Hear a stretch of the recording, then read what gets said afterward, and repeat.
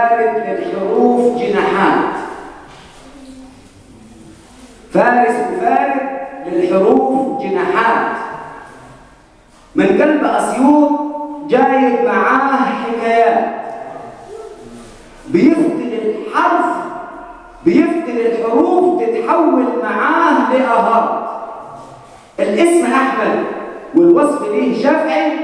حيوا معانا الأديب بأجمل السلامات مع الشاعر الكبير الأستاذ أحمد عبد الحميد الشافعي.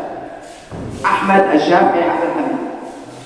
السلام عليكم وأشكركم جدا على هذا الاستقبال الحميد والكرم الحازمين الذي التقيته منذ أن وقع قدماي أرض السودان. ألق فؤادك في محرقة العشق ولا تخشى ملامه، لكن أن تضمن أن فتاتك ستقول لنار غرامك كوني بردا وسلاما.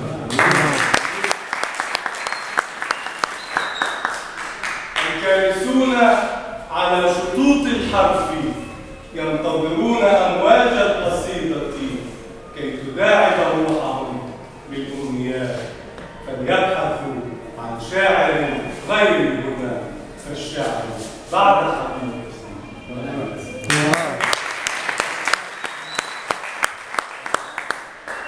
أن ترفع صوتك هذا جيد، أن تخفضه حسنا هذا مقبول، لكن أن تخرس صوت الحق بجوفك فاظفر باللقب الدارج. الله.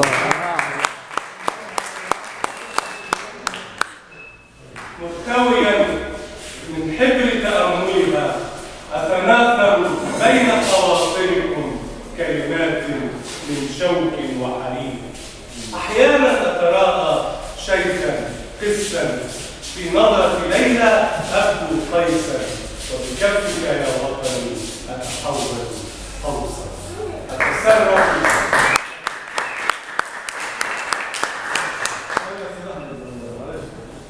مستويا من حبر تأملها أتناثر بين خواطركم كلمات من شوك وحنين. أحيانا أتراءى شيخا قسا في نظرة ليلى أبدو قيسا، وبكفك يا وطني أتحول قوسا. أتسرب في أوردة ينسفها الجرح، وفي أفئدة ينسجها الفرح، وفي زقزقة ينشدها الصبح. وحين تراودني عن فض سنابيها الإشعار تقد قميص الهمسات على صدري الرعد، أستأذن يوسف وأضاجع رحم الأحرف كي تنجد من قطرات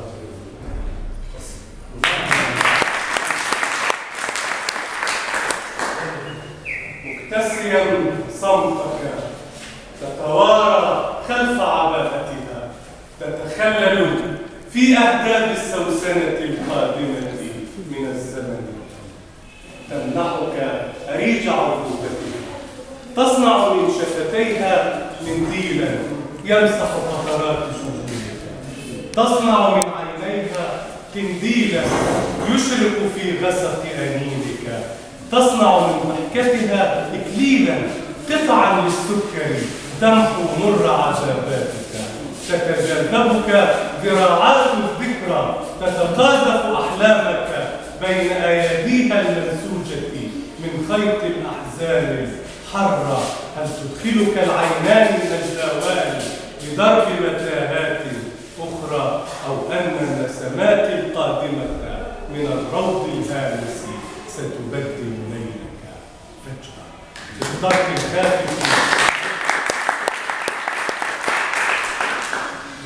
الخافت فوق جدار الروح نقشت فوق جدار مشاعرك ضربت أشعارك، واهتزت وربت فتدلى عنقود من دهشتك، تدلل من ضحكتك، تبلل من دمعتك، فأسكر خمر حكاياتك، سكر مر عذاباتك، مرر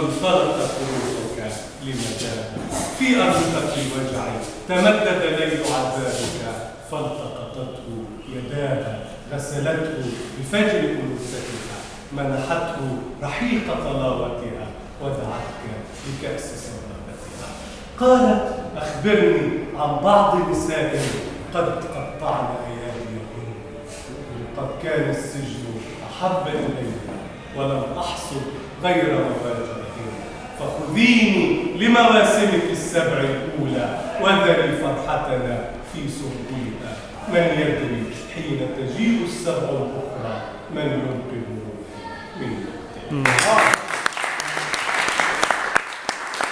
من يدري حين تجيء السبع الأخرى من ينقذ روحي من مقتلها إلا سنبلة من قبس وحنان حملتني فوق سحابات الحزن وأهدتني الفردوس ومنحتني الرضوان يا أحمد هذا مغتسلك فاركض واشرب خذ ضغصا لا تحنث واضرب سنوات الأحزان وتوسل نهد العشق الناقض بغرامك والمنقوش على ملمسه الأملس صورتك المغسولة من كفيها بخيوط من دفء وأمان آن لأحزانك أن تنجو من شوك الحرمان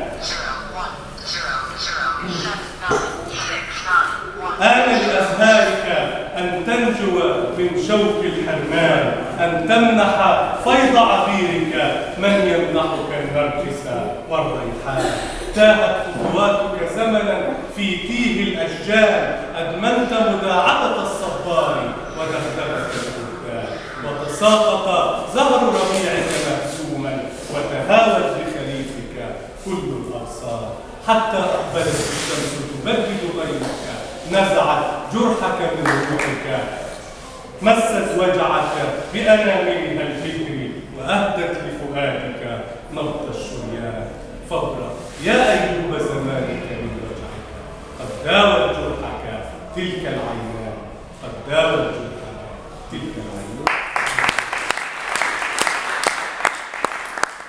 عايز أترككم مع ابتسامة بسيطة مع قصيدة عامية قصيرة. المكالمة دي قصدي القصيدة دي برعاية فودافون. الو